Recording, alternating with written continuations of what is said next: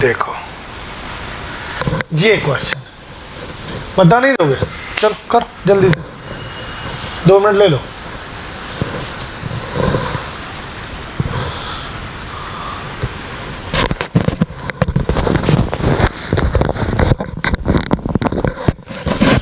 A and B, resultant of A and B makes an angle alpha with A, beta with B.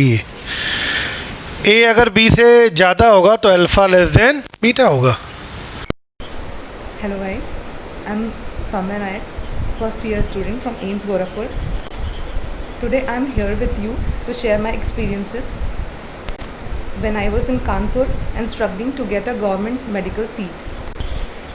उस समय पे physics मेरी बहुत बड़ी प्रॉब्लम थी।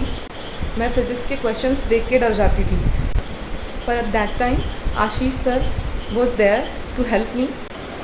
उन्होंने हमें फ़िज़िक्स के बेसिक कॉन्सेप्ट सिखाए, जिससे हमें क्वेश्चंस को समझने में हेल्प मिलती थी। सर ने बोला कि जब तुम क्वेश्चन करो तो फिर क्वेश्चन को पढ़ते पढ़ते उसके साथ डायग्राम्स भी बनाओ, और डायग्राम्स आपको एक जनरल आइडिया देता है कि क्वेश्चंस कह क्या रहे हैं। सर ने हर टॉपिक के छोटे छोटे कॉन्सेप्ट्स बताए, इवन बेसिक मैथ्स भी सिखाई। सर हमें रेगुलरली होमवर्क देते थे और उन्होंने हमें लास्ट में HCV भी सॉल्व कराई, जो कि हमारे कॉन्सेप्ट्स को अप्लाई करने में बहुत हेल्पफुल थी। कुछ टाइम बाद मुझे ऐसा फील हुआ कि हाँ, मेरी फ़िज़िक्स में बहुत इम्प्रूवमेंट है। मेरे मार्क्स धीरे धीरे बढ़ने लगे थे, और ये सब सिर्फ सर की वजह से पॉसिबल है। सर ने बोला कि मैं जो भी होमवर्क देता हूँ वो मुझे रोज़ दिखाओ और रेगुलर रहो अपने काम को लेकर, और क्वेश्चंस रेगुलरली 30-40 सॉल्व करने ही हैं। उन्होंने बोला कि रोज़ 2 घंटे फ़िज़िक्स को देना ही है। बिल्कुल, thank you so much sir कि आपकी वजह से मैं फ़िज़िक्स के डर से बाहर निकल पाई और सेलेक्ट हो पाई। मैं आप सबको भी बोलना चाहती हूँ कि आप भी अपनी फ़िज़िक्स को सुधारने के लिए रेगुलरली 2-2 घंटे फ़िज़िक्स को दें और 30-40 क्वेश्चंस रेगुलरली करने हैं। और आपको अगर कोई भी प्रॉब्लम आती है तो अपने टीचर से कंसल्ट करिए। एट लास्ट मैं ये कहना चाहती हूँ कि all the best, keep working hard, B punctual. Thank you so much. बोलो तो कौन सा ऑप्शन सही लग रहा है?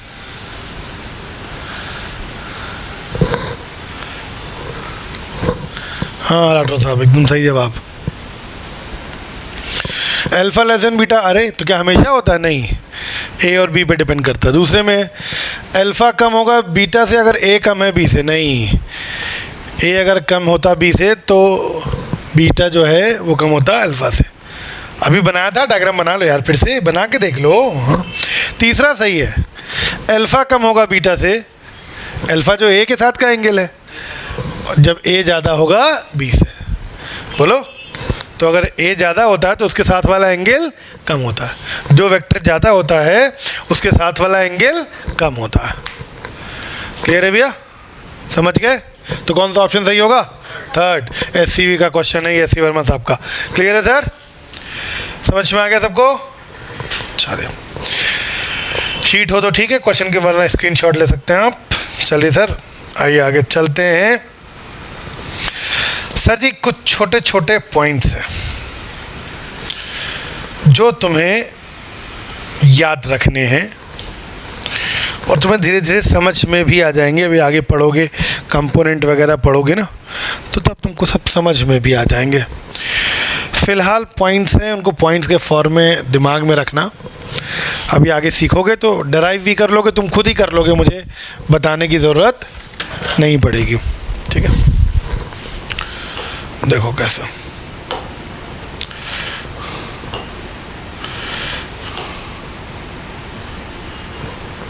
पेज कैसे आएगा यार? थर्ड ऑप्शन, ठीक। देखो सर,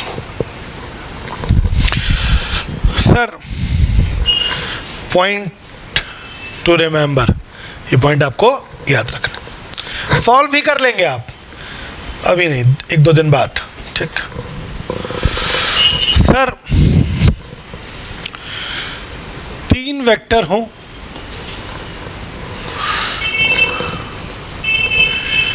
इक्वल मैग्नीट्यूड के हों, मैग्नीट्यूड सबके बराबर हो, ये भी मैग्नीट्यूड में एफ हो, मैग्नीट्यूड मतलब न्यूमेरिकल वैल्यू, ये भी एफ हो, ये भी एफ हो, ठीक। तीनों एक दूसरे से 120 डिग्री का एंगल बना रहे हो। तुम सॉल्व कर लोगे, कंपोनेंट सिखा दूंगा, सॉल्व कर लोगे अभी, लेकिन फिलहाल सिर्फ याद कर लो।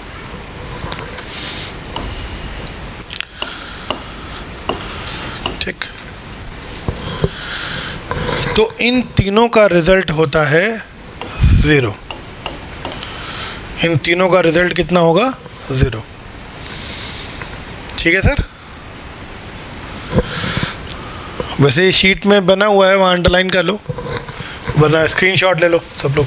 ठीक, शीट में बना है, शीट तुम लोग फोटोकॉपी नहीं कराई क्या अभी तक? करा लो भाई। ठीक है, स्क्रीनशॉट ले लो, और वहाँ शीट में बना भी है। ठीक है, तो कंडीशन क्या हो गई? 3 इक्वल मैग्नीट्यूड के वेक्टर हों, 3 इक्वल मैग्नीट्यूड के वेक्टर हों, और किन्हीं भी दो के बीच का एंगल 120 हो। किन्हीं भी दो के बीच का एंगल कितना हो? 120। तो रिज़ल्ट कितना होता है सर? रिज़ल्ट होता है 0। क्लियर? ठीक है, चलो।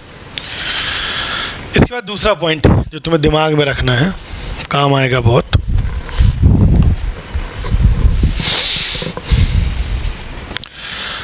साहब 3 साइक्लिक वेक्टर हो,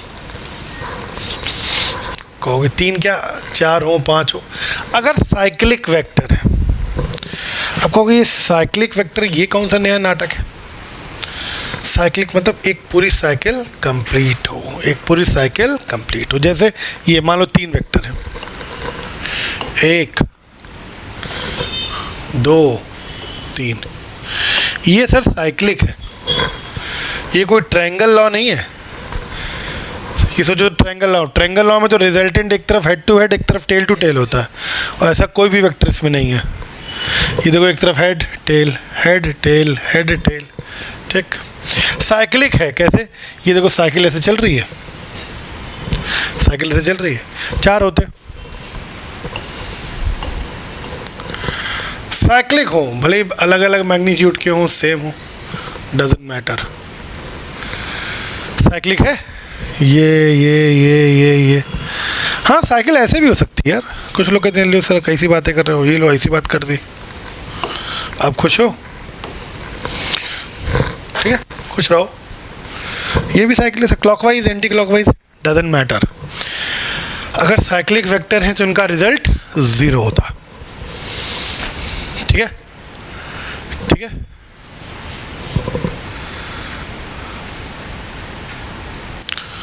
जो हम बोलते हैं वो होता है। हाँ, हम तो लोग कहते हैं कि सर थोड़ा सोच समझ के बोला करिए आप, क्योंकि आप जो बोलते हैं वो हो जाता है। ये क्वेश्चन 2019 नीट का है, यही आया था। जिसने मेरी बात को याद रखा चट्ट से मार दिया। साइक्लिक वेक्टर से रिजल्ट पूछा था 0, समझे? ये लोग कह रहा बाबा इफेक्ट। ठीक है, ठीक है सर, बनाओगे डायग्राम? लिख लो साइक्लिक वेक्टर अगर हो, साइक्लिक वेक्टर का result, cyclic vector, cyclic vector अगर होंगे तो उसका रिजल्ट कितना होगा? 0।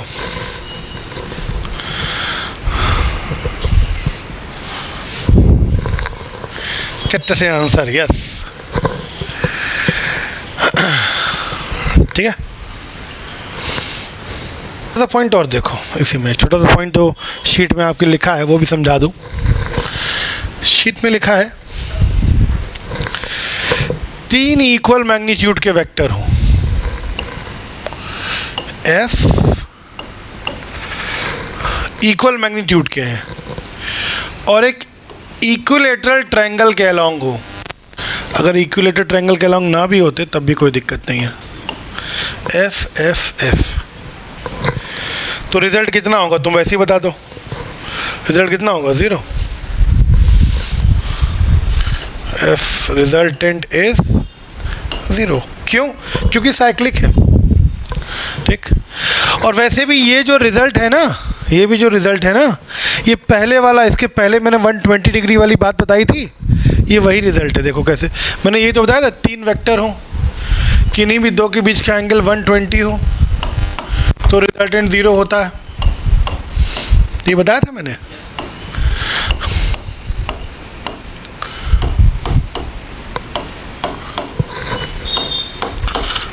ये बताया था मैंने ना। ये बात सेम यही है,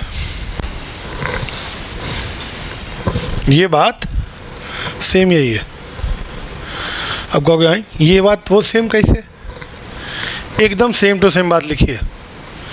लग रहा है ना बड़ा, नहीं सेम नहीं हो सकती, ऐसा लग रहा है ना कि ये और ये सेम कैसे ना। अबे सेम है, 3 वेक्टर हैं, इक्वल मैग्नीट्यूड के हैं, और किन्हीं भी 2 वेक्टर के बीच का एंगल देखोगे 120 आएगा। प्रूव कर दें?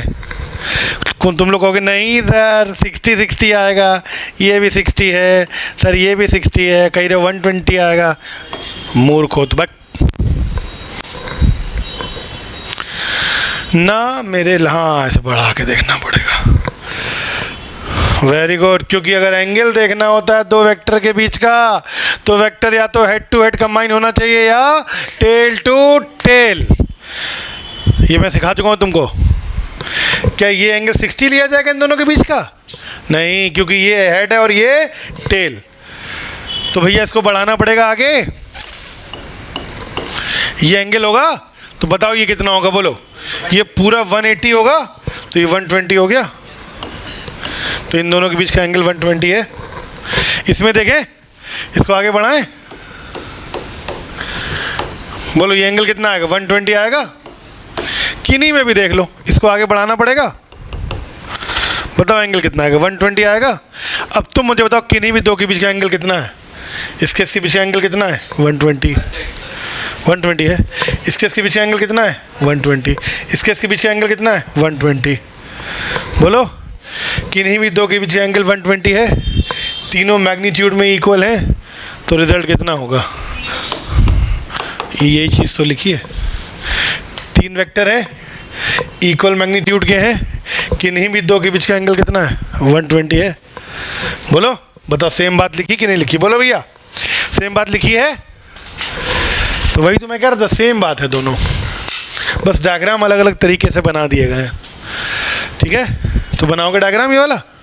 बना लो, स्क्रीनशॉट ले लो, बना लो। तो वो वाली बात, वो और ये वाली बात, दोनों बात सेम है सर।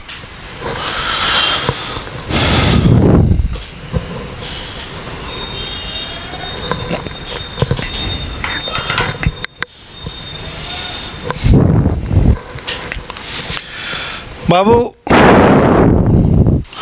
एक पॉइंट और देखो, बहुत अच्छा पॉइंट है सर। यार n वेक्टर हो, कितने वेक्टर हो? n।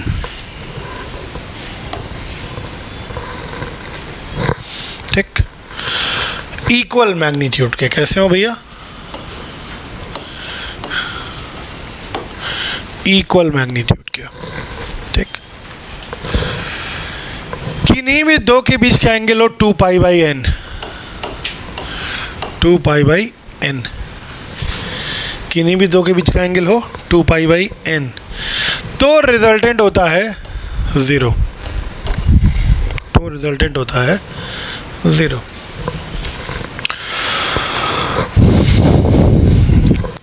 हाँ, हमारा ये पॉइंट तुम्हें समझ नहीं आया होगा, लेकिन है बहुत आसान। अभी मैं समझाऊंगा, तुम तो कहोगे अरे अरे यार ये तो वही चीज़ है, और ये रिज़ल्ट बन गया। रिज़ल्ट लिखोगे? रिज़ल्ट लिखो, फिर उसके नीचे जगह छोड़ो, उसमें मैं डायग्राम बनवाऊंगा। ज़रा इतना लिखो पहले, ऐसे करके।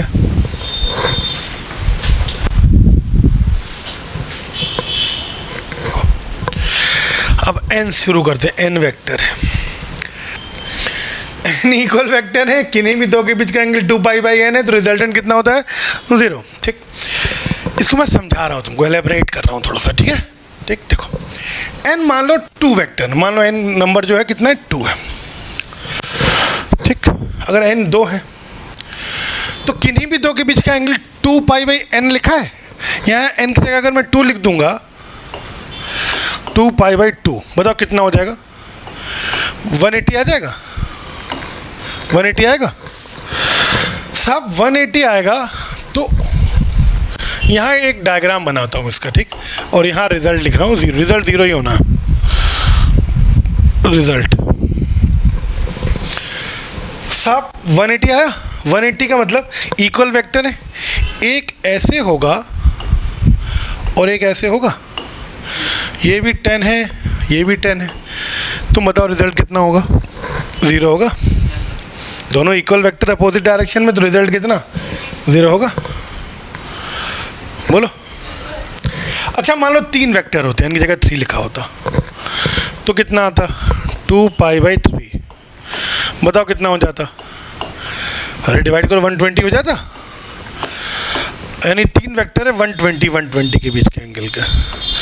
अरे यार ये वाला पॉइंट तो हमने तुमको अभी भी लिखवाया है, किन्हीं भी दो के बीच का एंगल 120 हो तो रिजल्ट कितना होगा? 0 होगा। बोलो भाई, बोलो भाई, अभी तो लिखवाया मैंने। अगर 4 हो, इनकी जगह मान लो 4 होता, मान लो 4 होता, तो बताओ एंगल कितना होता? 2 बाई 4, 90 होता।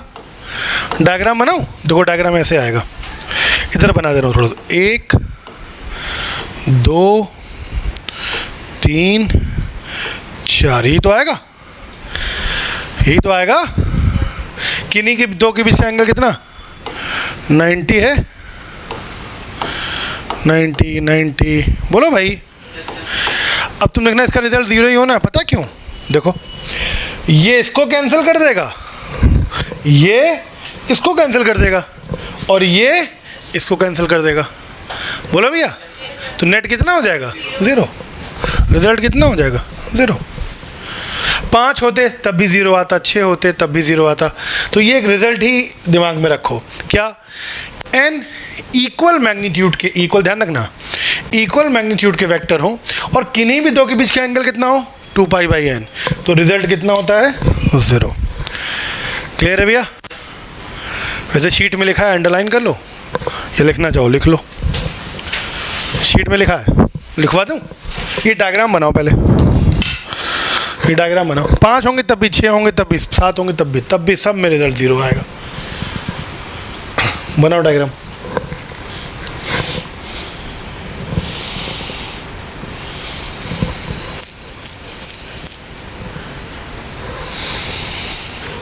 n इक्वल मैग्नीट्यूड के, इक्वल पे अंडरलाइन कर लेना, n इक्वल मैग्नीट्यूड के वेक्टर हो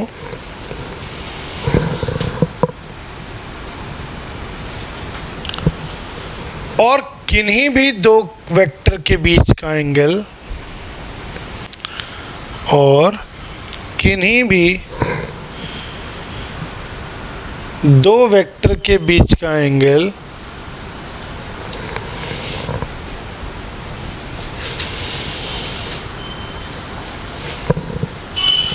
टू पाई बाई n हो, 2 पाई बाई n हो।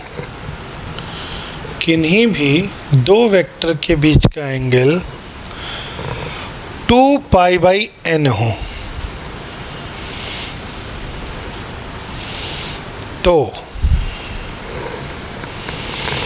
रिजल्टेंट होता है 0, तो उनका रिजल्टेंट होता है 0।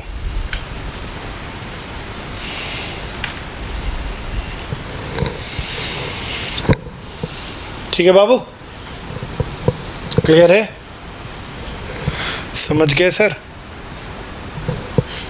सबको समझ आ गया? ठीक है यार। सर जी एक क्वेश्चन कराने जा रहा हूँ, एस.सी. वर्मा साहब का क्वेश्चन है। सर आराम से करना, जल्दीबाजी नहीं करना, मज़ा आएगा। ठीक है, शीट जिसके पास है क्वेश्चन नंबर 60। 60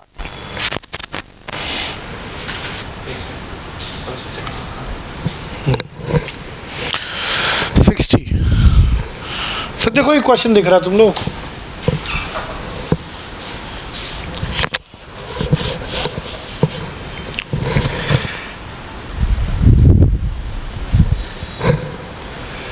कोप्लेनर। एक बात लिखिए, कोप्लेनर। ये पहले क्वेश्चन करो, कोप्लेनर अभी बताता हूँ क्या चीज़ होती है। कोप्लेनर का मतलब एक ही प्लेन में। ये जितने भी वेक्टर हम बना रहे हैं ना, ऐसे जब भी हम बनाते हैं, ये सब जो वेक्टर हम बनाते हैं ये सब कोप्लेनर होते हैं। सब कैसे होते हैं कि एक ही प्लेन में, देखो सब एक ही प्लेन, ये प्लेन मतलब ये तल, समतल, ये एक ही प्लेन में। तो ये सब कैसे हैं? कोप्लेनर। ठीक है, कोप्लेनर समझ गए ना? चाहो तो लिख लो वहाँ पे। कोप्लेनर का मतलब होता है एक ही प्लेन में, एक ही प्लेन में होने चाहिए, ऐसे प्लेन। ठीक है, हाँ सेकेंड ही ऑप्शन आ रहा है इसका। बहुत बढ़िया, जोरदार बच्चों। यार बाबू देखो लिखा है 12 कोप्लेनर फोर्सेस हैं, सब इक्वल मैग्नीट्यूड के हैं, इक्वल मैग्नीट्यूड के हैं। और क्वेश्चन में कुछ ना दिया जाए तो कोप्लेनर माना ही जाता है। इक्वल मैग्नीट्यूड, सब एक बात। Maintain a body in equilibrium. Equilibrium का मतलब होता है रिजल्टेंट फोर्स 0। इक्विलिब्रियम का मतलब होता है नेट रिजल्ट कितना हो, 0। तो उसे हम इक्विलिब्रियम कहते हैं। ये भी अगर नहीं पता हो तो लिख लेना। इक्विलिब्रियम का मतलब net result 0। Then angle between any two of adjacent forces. किन्हीं भी दो वेक्टर के बीच का एंगल तुम्हें बताना है। यार अभी एक कंडीशन हम लोगों ने पढ़ी थी, n वेक्टर हो और किन्हीं भी दो के बीच का एंगल कितना हो, 2π/n, तो रिजल्ट कितना होता है, 0 होता है। बोलो यार।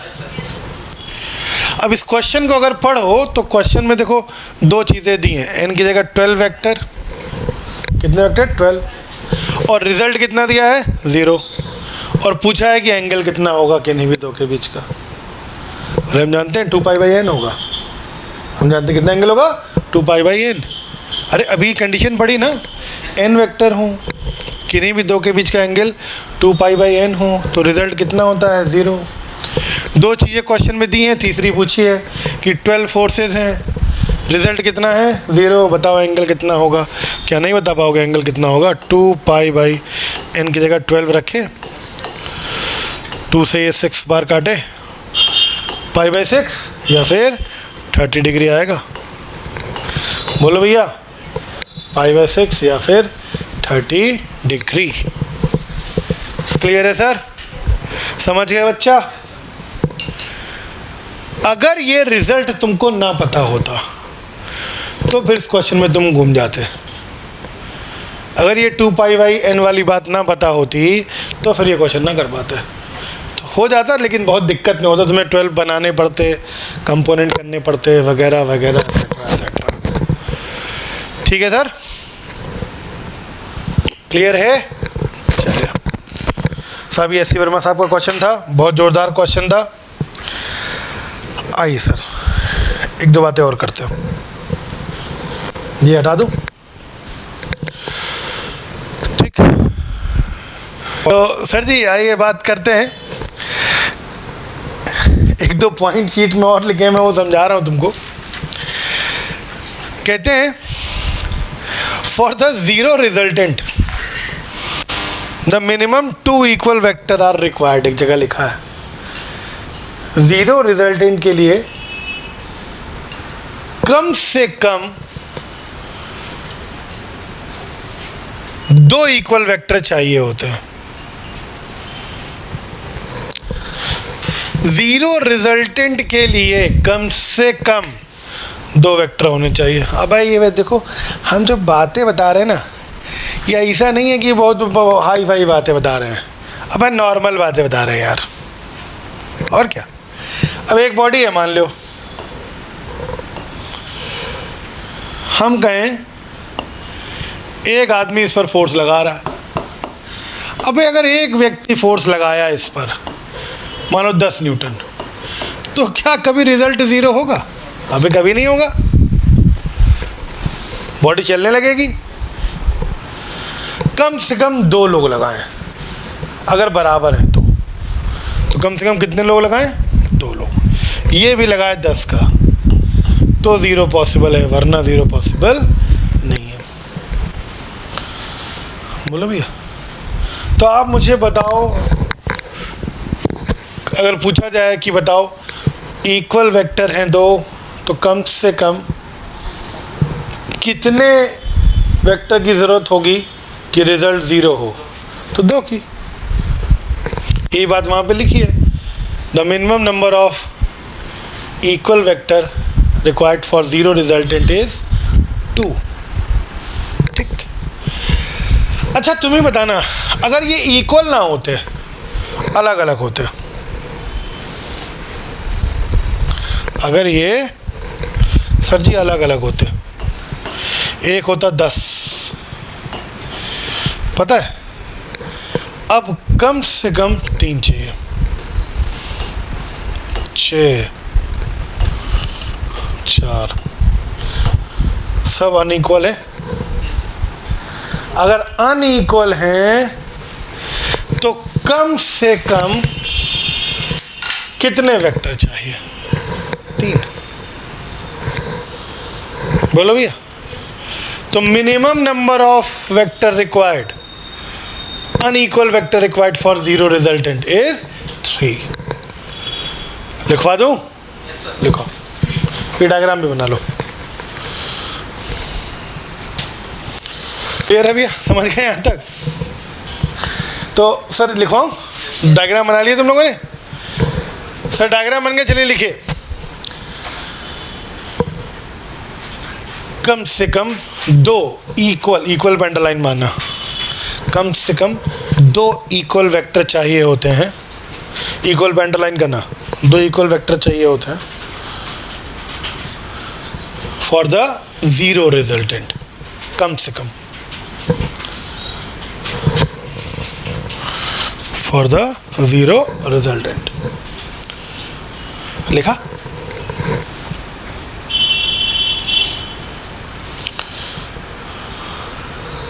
ठीक। दूसरा पॉइंट लिखवाऊं? लिखो, फिर से बोलो, मतलब देख लो, 100 बजाय ऊपर लिखा हुआ है कम से कम 2 इक्वल वेक्टर चाहिए होते हैं फॉर 0 रिजल्टेंट। फिर लिखो, कम से कम 3 अनइक्वल वेक्टर चाहिए होते हैं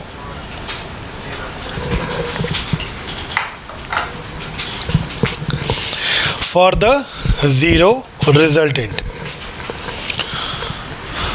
कम से कम 3 अनइक्वल वेक्टर चाहिए होते हैं फॉर द 0 रिजल्टेंट। क्लियर है सर? अनइक्वल पे अंडरलाइन मारो।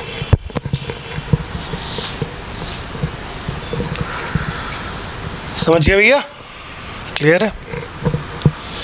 चलो आगे चलते हैं, एक पॉइंट पर आते हैं। उससे पहले एक छोटा सा, अगर आप इजाज़त दें तो एक छोटा सा क्वेश्चन हो जाए। सर एक छोटा सा क्वेश्चन है, फाइंड द एंगल बिटवीन, लिखो लिखो, find the angle between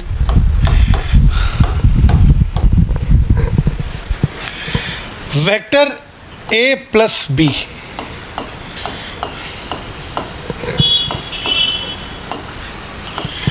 and a cross b। a plus b और a क्रॉस b के बीच का एंगल बताना। बहुत जोरदार क्वेश्चन। अभी अदिति पांडे यहाँ होती तो मैं एक्सप्लेन करा लेता इनसे। सर जी चलिए बात करते हैं सर। a प्लस बी, बहुत अच्छा क्वेश्चन, तुम लोगों ने अच्छा जवाब दिया, गुड यार। ठीक, आता होगा बच्चों को। सर बहुत आसान चीज़ें हैं। a प्लस बी, बाबू a प्लस बी तुम्हें याद है? देखो ये वेक्टर a होता है, ये वेक्टर बी होता, तो बताओ ए प्लस बी कैसे आता? ये आता है ए प्लस बी रिजल्टेंट यार, भूल जाते हो यार तुम लोग। ये ए प्लस बी आता, ठीक, ए प्लस बी आया। और एक वेक्टर ए प्लस बी है तो ये रहा, ये रहा। और एक वेक्टर ए क्रॉस बी है, ए क्रॉस बी किधर आता? अब अगर क्रॉस प्रोडक्ट की डायरेक्शन देखनी है तो वेक्टर कैसे जुड़े होने चाहिए? हेड टू हेड या टेल टू टेल। ये मैं लिखवा चुका हूँ। तो पहले तो ए क्रॉस बी की डायरेक्शन देखनी है, तो पहले मैं ये हेड है ये टेल, इसको आगे बढ़ाना पड़ेगा।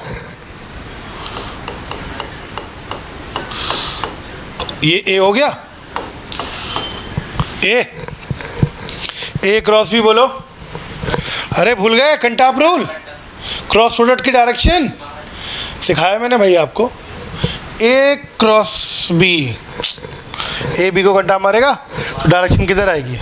आउटसाइड आएगी, तो ए क्रॉस बी होगा बाहर की तरफ, ए क्रॉस बी होगा आउटसाइड। बोलो बच्चा।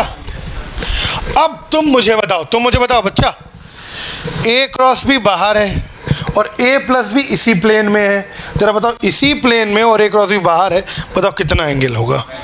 90 होगा। ये ए प्लस बी ये रहा और ए क्रॉस बी कितना है? बाहर आया, ऐसे बाहर की तरफ आया, तो बताओ कितना एंगल होगा? 90 होगा। नहीं समझ में आया? क्लियर है? तो ए क्रॉस बी बाहर और ए प्लस बी इसी प्लेन में, तो ये प्लेन में जो चीज़ है और एक चीज़ बाहर है, तो दोनों के बीच में एंगल कितना? 90 डिग्री। तो आंसर इज 90 डिग्री। ठीक है?